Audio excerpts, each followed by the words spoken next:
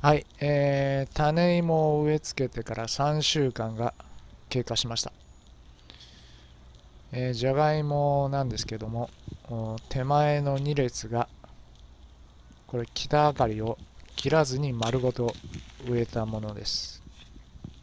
で、こうやって発芽はしていますが、発芽しているのが今のところこの1個だけです。ちょっと2月は天候不順だったので寒い日が多かったせいもありますけど、他はこのようにひびが入ってきています。大きくなってきているんで、もうすぐ芽が地表に出てきてくるものと思われます。で、隣の列も同じような感じです。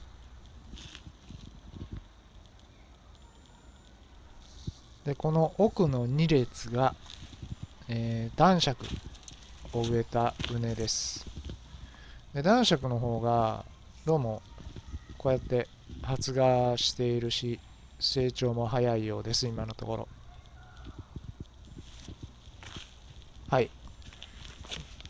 植えた種も全部発芽しています。これは発芽しかかってるやつですね。芽が地表に出ています。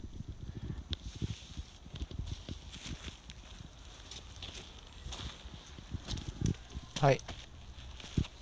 で、今のところなんですけど、ちょっと今気づいたんですけど、この6つ、手前の6つが、これ半分に切った種芋です。